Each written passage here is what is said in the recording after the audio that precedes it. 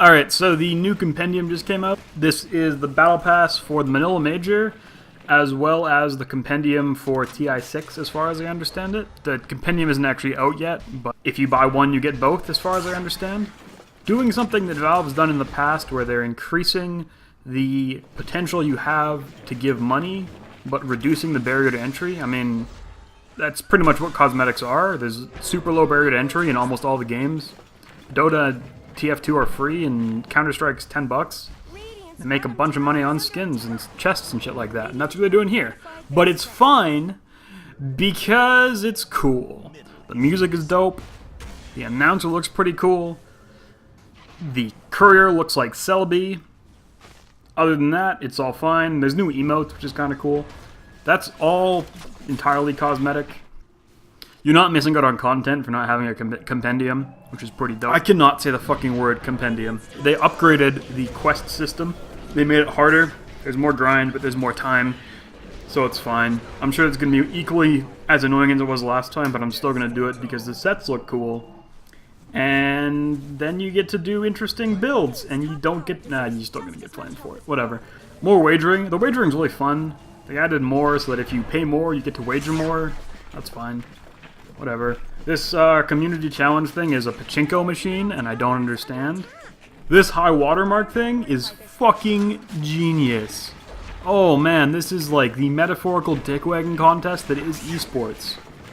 Brought to life. They're actively tracking us beating everyone else. Additionally, they're giving out a bunch of random stuff that are expensive. People that like to gamble are going to be like, oh, it's totally going to be me. They're going to get the Burning Fiend or whatever the fuck this shit is. Definitely, that's going to happen. No, it's not. It's not going to be you, fam. So it says that it's less than 5% of each available. Valve's been known to play around with the prices of their hats to see what happens. This is the funniest shit. You just get to recalibrate entirely. As someone that has made a Smurf account, got the exact same MMR. Totally expected. This is a really good solution to people that are like, oh my god, you know, I'm stuck in the trench. No, you're not. You're just shit. We're all shit. Woohoo! Like, unless you play... Fuck, man, I have no idea. I don't know a scenario in which this makes any... I don't know. I don't know how this makes any sense. If you're playing all of your games and you're winning about 50% of them at your current MMR, it is highly unlikely you're going to recalibrate and be significantly higher. You might be a couple hundred MMR higher. It is odd that you're segregating your market base by having two MMR search pools. I'm not sure if it's just Compendium owners that get to play in this, or if it's everyone. By far the most exciting thing is this Battle Cup. Those of you familiar with Sunny Evening Cups from Dota, this is a very similar idea, but a lot more casual. Bloodline Champions had this. This is a very good way for not professional players to play in a more competitive environment. Captain's Draft is a joke right now. It's a dead game mode entirely, no one plays it. When you do find a queue, it's wildly inaccurate to the level of players you can be playing against. I do think that this is definitely a test to see if there is significant interest in a league-like system for that, not like League of Legends. Because I don't know if there's going to be nearly as much interest as everyone thinks, because as Dota players, trying to find 5 people you want to consistently play with is going to be a challenge for a lot of people.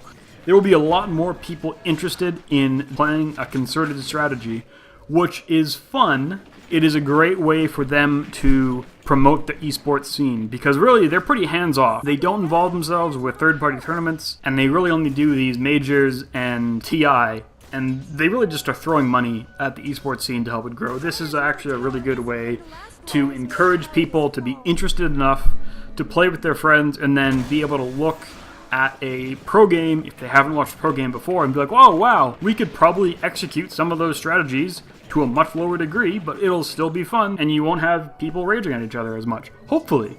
Hopefully. That's what happened. For some reason, Valve is letting us vote on remodeling heroes. Last time we fucked it up and we picked Void. Why did we pick Void? Who thought that was a good idea? What the fuck? God damn it. Slardar? Viper? Any of the other broken-ass heroes that look like they're made of 3 polygons? So we're having like a March Madness bracket? I don't know. I'm sure it'll be cool. We're gonna get something fucking stupid, that's for sure. Anyways, it's a lot of money that Valve is gonna want from us. We're gonna give it to them. because we're pretty much co-cores. Anyways, some of this stuff is really cool, mostly the Battle Cup thing. Everything else, pretty pixels. Later. And now the song by side, could you pick it up far? But and I am sick, but I don't.